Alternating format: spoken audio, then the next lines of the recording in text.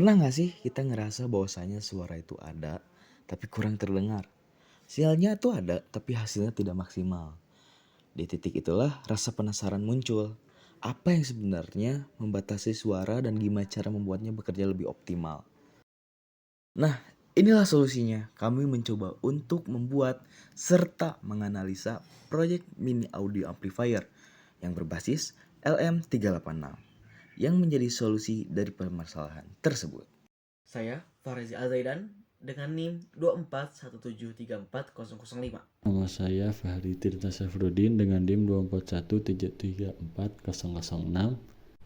Saya Hafiz Dinalhaq dengan NIM 24173340007. Saya Hanif Nur Hakim dengan NIM 241734008. Nah, untuk perencanaannya, jadi alat ini difungsikan sebagai penguat suara sederhana yang pastinya portable serta berfungsi untuk memperbesar sinyal audio dari HP ataupun laptop. Rangkaian ini menggunakan IC LM386 sebagai inti alatnya. Pastinya juga sudah dilengkapi oleh baterai 9 volt dan juga casing agar alat ini aman. Kemudian, untuk diagram kerja alatnya ada sebagai berikut, di mana terdapat input audio yang akan diatur oleh potensiometer untuk nantinya menentukan seberapa besar masukan pada LM386. Kemudian, hasilnya akan melalui beberapa kapasitor untuk nantinya output suara dikeluarkan melalui speaker yang ditenagai oleh baterai 9 volt.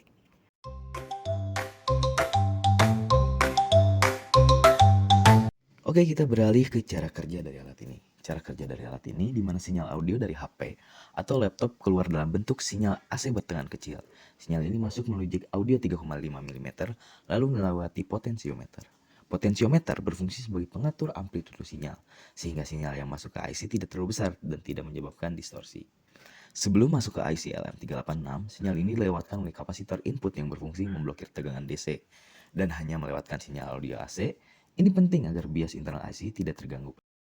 Kemudian ketika sinyal audio masuk ke pin input LM386, sinyal tersebut masuk ke penguat diferensial internal.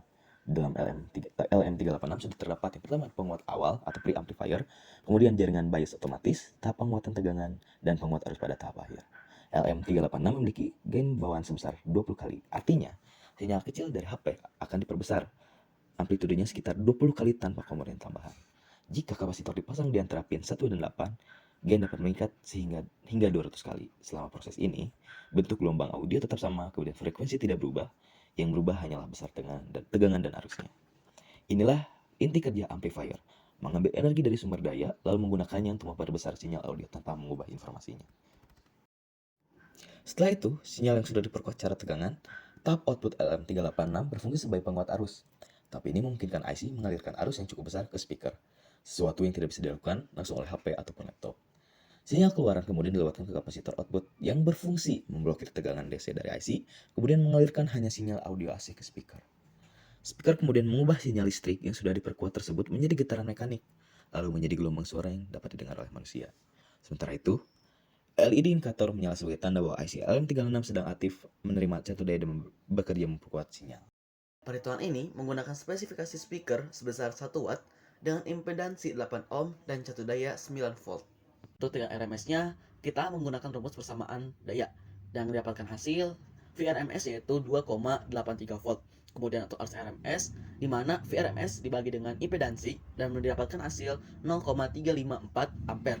Dan untuk tegangan puncak, kita akan mengalihkan tegangan RMS dengan akar 2 dan dihasilkan tegangan puncaknya yaitu sekitar 4 volt.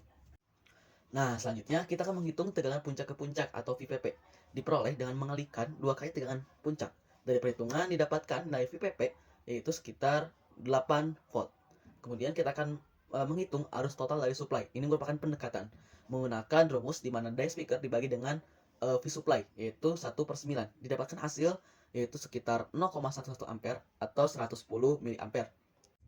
Kemudian, kita akan menghitung tingkat bunyi menggunakan rumus desibel dengan menambahkan sensitivitas speaker terhadap logaritma daya dengan asumsi sensitivitas speaker sekitar 88 desibel per watt per meter dan daya 1 watt.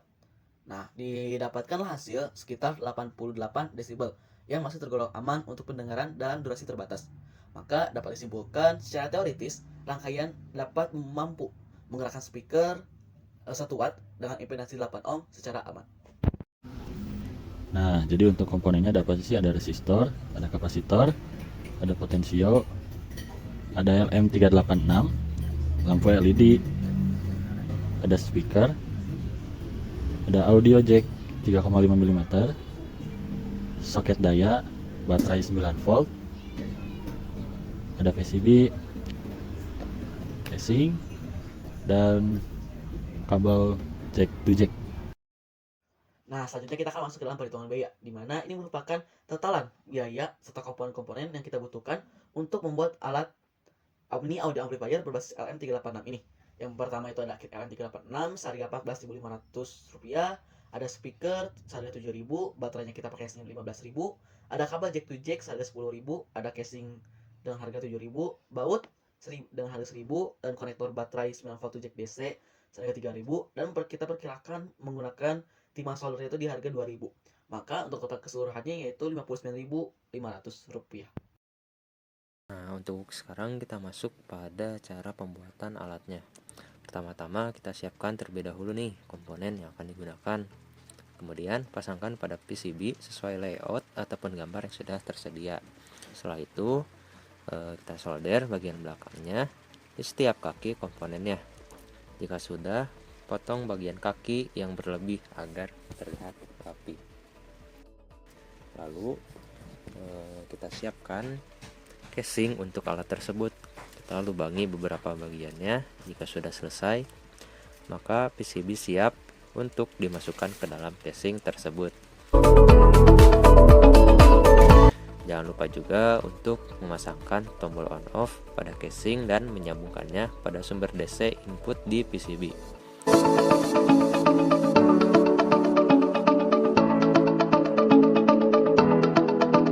Jika sudah, mulai sambungkan kabel speaker pada pin SP di PCB dan tempelkan speaker pada casing.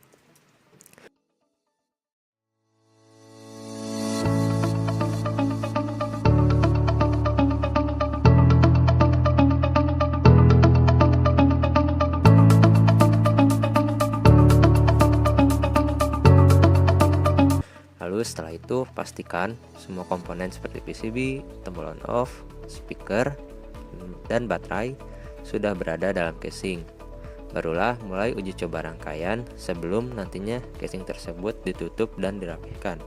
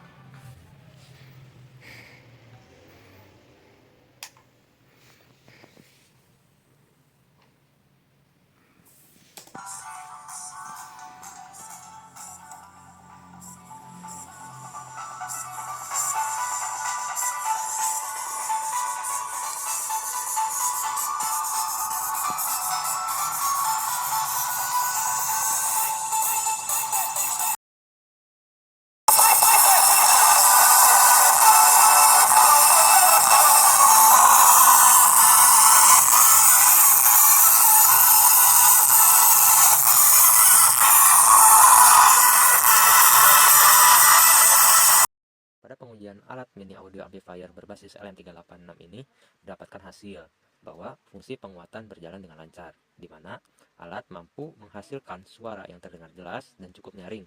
pada kondisi input audio rendah hingga sedang. Pengaturan volume menggunakan potentiometer dapat mengendalikan tingkat suara dengan baik selama sinyal masukan tidak terlalu besar. Namun, ketika input audio dan volume dinaikkan secara bersamaan, dalam kondisi besar atau full, kualitas suara mengalami penurunan berupa distorsi, sehingga suara terdengar kurang jelas. Pada kondisi ini, IC penguat seperti LM386 tidak lagi memiliki ruang penguatan yang cukup akibat keterbatasan tegangan satu daya. Akibatnya, puncak sinyal audio terpotong atau mengalami clipping.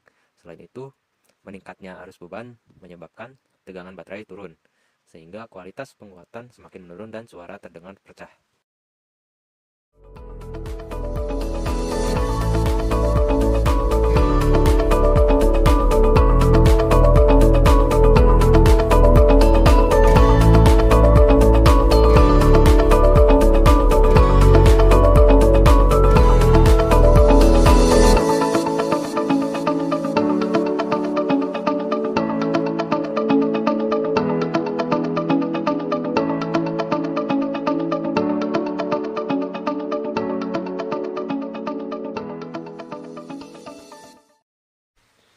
Di tabel ini terlihat nih hasil pengujian tegangan alat pada beberapa kondisi penggunaan. Pengukuran dilakukan di baterai, jalur sumber DC di PCB, dan pada IC penguat. Saat alat dalam kondisi mati, tegangan hanya ada di baterai. Sementara itu, di PCB dan IC tidak ada tegangan sama sekali. Ini berarti rangkaian benar-benar tidak bekerja ketika alat dimatikan. Ketika alat dinyalakan tanpa input audio, tegangan mulai mengalir ke PCB dan IC dengan nilai yang hampir sama di baterai. Namun, karena belum ada suara yang diperkuat, arus yang dibutuhkan masih kecil. Saat input audio dimasukkan dengan volume kecil sampai sedang, tegangan tetap relatif stabil. Artinya, baterai masih mampu menyuplai daya dengan baik dan alat bekerja dengan normal. Masalah mulai muncul ketika volume alat dan volume input audio sama-sama dinaikkan. Pada kondisi ini, speaker membutuhkan arus yang lebih besar sehingga baterai tidak sanggup mempertahankan tegangannya. Akibatnya, tegangan turun dan suara menjadi tidak jernih atau mulai terdistorsi. Ketika volume diturunkan kembali, beban berkurang dan tegangan naik mendekati normal. Setelah alat dimatikan, masih tersisa sedikit tegangan di PCB dan IC yang perlahan menghilang. Ini berasal dari muatan kapasitor dan merupakan hal yang wajar pada rangkaian elektronik. Lanjut pada pengujian batch yang kedua, alat dinyalakan kembali setelah sebelumnya dimatikan. Saat volume, alat, dan input audio kecil, tegangan pada baterai, PCB, dan juga IC berada pada nilai yang hampir sama, menandakan rangkaian bekerja stabil dengan beban ringan.